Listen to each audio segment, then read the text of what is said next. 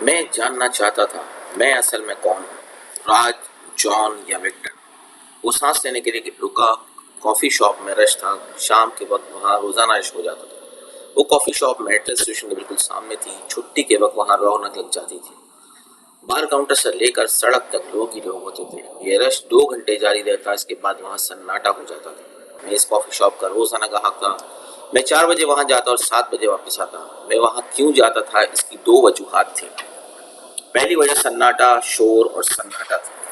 5 بجے کے بعد وہاں رش شروع ہو جاتا۔ یہ رش 6 بجے کے بعد چھٹنے لگتا تھا اور جو ہی 7 بجتے تھے وہاں ایک بار پھر سناٹے کا راج ہو جاتا تھا۔ اور دوسری وجہ راج جان وکٹر تھا۔ وہ 6:30 بجے وہاں پہنچتا تھا اور میں نے اس کے لیے کرسی ریزرو رکھی ہوتی۔ اور ٹھیک 6:30 بجے اندر داخل ہوتا، سیدھا میری طرف آتا، کرسی کتاب اٹھاتا اور میرے سامنے بیٹھ جاتا۔ اس کے نارنجی رنگ کے کپڑے، لکڑی کی کھڑا میں اور بھکشیوں کا تھیلا اس پورے منظر کو منفرد بنا دیتا تھا۔ وہ کون تھا، مجھے کیسے ملا اور مجھے اس میں اتنی دلچسپی کیوں تھی، یہ بھی ایک عجیب داستان تھی۔ میں 2010 میں 2 ہفتوں کے لیے برسلز گیا۔ میں ایک دن پیدل چلتا ہوا اس کی کافی شاپ میں چلا گیا۔ وہ وہاں بیٹھ کر کتاب پڑھ رہا تھا۔ ہماری نظریں چار ہوئیں۔ اس نے مسکرا کر میری طرف دیکھا اور پوچھا، انڈین؟ میں نے بحث کر جواب دیا، نو، پاکستانی۔ وہ دوبارہ مسکرایا اور کتاب میں گم ہو گئے۔ ہم اس کے بعد 3 دن اسی طرح ملتے رہے۔ میں کافی شاپ میں داخل ہوتا، وہ مجھ سے نظریں ملا کر مجھے اسمائل کرتا، میں ہاتھ ہلاتا اور اپنی میز پر بیٹھ جاتا۔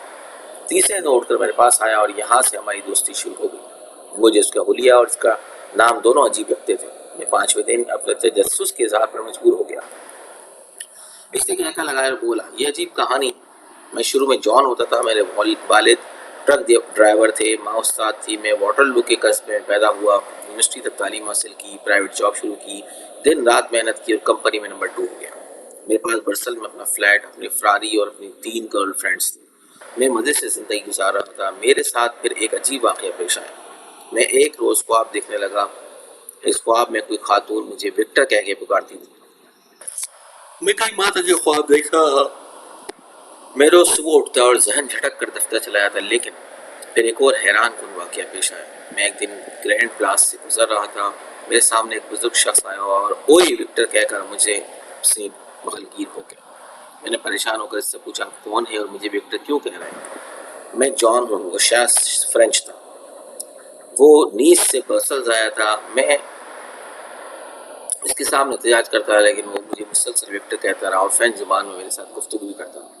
مجھے فرینچ زبان نہیں آتی تھی۔ میں اس کی باتیں سمجھنے کی پوری کوشش کرتا رہا، لیکن وکٹر کے علاوہ کوئی بات میرے پلے نہ پڑی۔ اس شخص نے میرا ٹیلی فون نہیں لیا اور اگلے دن 5 بجے وقت طے کر لیا۔ میں اگلے دن اپنے ایک دوست ساتھ لے آیا۔ میرا دوست فرینچ زبان سمجھتا تھا۔ ہم اسی ریسٹورینٹ میں ملے۔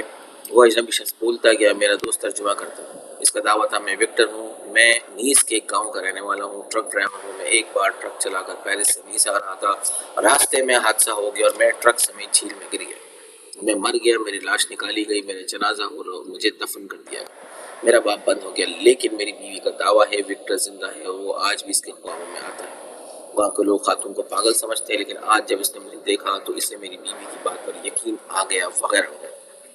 مجھے وہ کہانی فراڈ لگی۔ برسلز میں ان دنوں 9 سر بعض ایسی کہانیاں سنا کر معصوم لوگوں کو لوٹ لیا کرتے تھے۔ میں نے اس کہانی کو بھی ایک ایسی ہی واردات سمجھا، لیکن اس شخص نے آخر میں ہم دونوں کو یہ بتا کر حیران کر دیا، وہ وکٹر کا والد ہے اور میں اس کا سگا بیٹا ہوں۔ بہرحال قصہ مختصر میں وہاں سے اٹھ کر آ گیا، لیکن اس بزرگ نے میرا پیچھا نہ چھوڑا۔ وہ مسلسل میرے پیچھے لگا رہا، یہاں تک کہ میں ایک دن حقائق جاننے کے لیے اس کے ساتھ اس کے گاؤں کو میں چل پڑا۔ میں نیس پہنچ گیا۔ میں وہاں جا کر تقریباً پاگل ہو گیا، کیونکہ اس بوڑھے کی ایک ایک بات درست تھی۔ پورے گاؤں تصدیق کی، میں وکٹر ہوں۔ میں نے وکٹر کی تصویریں دیکھی، وہ ہو بہو میرے جیسے تھا، بس ہیئر اسٹائل کا فرق تھا۔ میں بینک گیا، اکاؤنٹ کے فارم پر بھی میری تصویر تھی۔ میں اسکول گیا، وہاں بھی میری تصویر تھی، اور استادوں نے میرے وکٹر ہونے کی تصدیق بھی کی۔ میری نام نہاد بیوی نے میرے جسم پر ان نشانوں کا حوالہ بھی دیا جو عام لوگوں کو نظر نہیں آتے تھے۔ وہ نشان بھی موجود تھے۔ میں قبرستان میں وکٹر کی قبر پر بھی گیا اور وکٹر کے پرانے دوستوں سے بھی ملا۔ میں ہر جگہ وکٹر ثابت ہوا۔ میں جان کر نیم پاگل ہو گیا۔ میں وہاں سے بھاگ کھڑا ہوا۔ میں نے اگلے 2 سال نفسیاتی مخمصے میں گزارے۔ میں نفسیات دانوں کے زیر علاج بھی رہا، لیکن مجھے افاقہ نہ ہوا۔ میں واٹرلو جاتا تو پورا شہر مجھے جان بلاتا اور میں نیس کے گمنام گاؤں میں چلا جاتا تو میں وکٹر ہو جاتا۔ یہ سلسلہ جاری رہا، میرا پاگل پن بھی بڑھتا رہا، حتیٰ کہ میں نے ایک دن مدراس کے ایک یوگی کے بارے میں پڑھا۔ وہ آواگان کے ماہر تھے۔ وہ انسان کا حال دیکھ کر یہ بتا دیتے تھے کہ اس کا کون سا جنم ہے اور اس جنم کے بعد کہاں اور کب پیدا ہوگا۔ میں نے ٹکٹ خریدی اور مدراس چلا گیا۔ میں نے بڑی مشکل سے یوگی تلاش کیا۔ بابے کی عمر 100 سال تھی اور مدراس کے مضافات میں 300 سال پرانے آشرم میں رہتا تھا۔ میں اس کا مرید ہو گیا، میں نے اس سے یوگا سیکھی، میں نے اس سے یکسوئی کا فن سیکھا اور میں نے اپنی بھوک پر قابو پانا سیکھا۔ میں 2 سال اس کا مرید رہا۔ میں نے 2 سال بعد اس سے پوچھا، بابا میں جان ہوں یا وکٹر؟ میں کون ہوں؟ بابے نے کہہ کر لگایا اور کہا، تم جون بھی ہو، وکٹر بھی اور راج بھی۔ میں نے حیرت سے پوچھا، کیا مطلب؟ بابے نے جواب دیا، تم ذات کے دلت ہو، تمہارا پیشہ مٹی کے برتن بنانا ہے اور تم یو پی کے کسی گاؤں کے رہنے والے ہو۔ میں حیران رہ گیا۔ میں اگر زندگی میں ایک بار جان سے وکٹر نہ ہوا ہوتا تو میں بابے کی بات پر کبھی یقین نہ کرتا، لیکن میں کیونکہ ایک بار وکٹر ثابت ہو چکا تھا، چنانچہ میں نے راج کے انکشاف پر بھی یقین کر لیا۔ بابے کے پاس آواگان کا ایک قدیم نقشہ تھا۔ وہ اس نقشے سے لوگوں کے تازہ ترین جنم تلاش کرتا تھا۔ ہم نے 2 دن کی کوشش سے وہ گاؤں تلاش کر لیا جس میں مجھے راج کی شکل میں ہونا چاہیے تھا۔ میں اس گاؤں میں پہنچ گیا۔ اس گاؤں میں واقعی راج تھا۔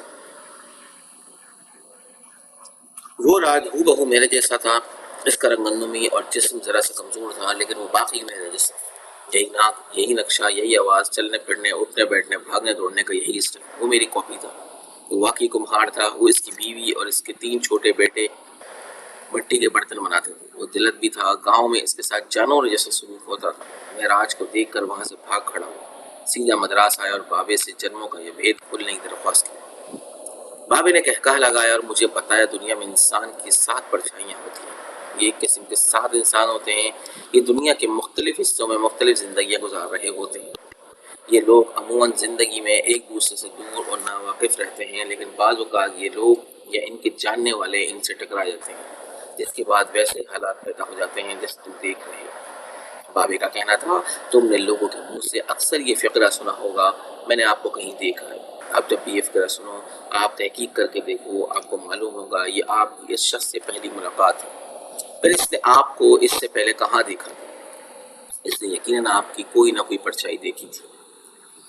وہ رات سے ملا ہوگا، جان سے یا پھر وکٹر سے، اور وہ ایک ملاقات اسے بار بار کہتی ہے، میں پہلے بھی اس شخص سے کہیں ملا ہوں۔ یہ ملاقات اور اس سے پہلی بے شمار ملاقاتیں، یہ سب پرچھائیوں کا کھیل ہے، یہ سب آواگان ہے اور یہ سب جنموں کی شطرنج ہے۔ مجھ میں اور تم میں بس ایک فرق ہے، تم نے جان ہو کر وکٹر اور راج کو دیکھ لیا، جبکہ ہم آج تک اپنی ذات کے جان اور وکٹر تلاش کر رہے ہیں۔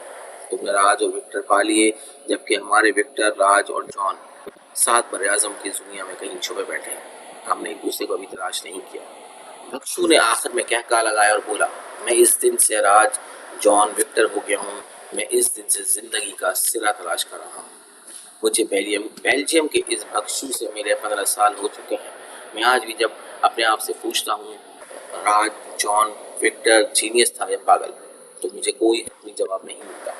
میری عقل اسے پاگل سمجھتی ہے، لیکن میرا دل اسے آواگان کا نیوٹن سمجھتا ہے، ایک ایسا نیوٹن جو جنموں کے سیب کا اسرار جان گیا تھا۔ میری عقل ٹھیک ہے یا دل؟ میں آج تک یہ فیصلہ نہیں کر سکا۔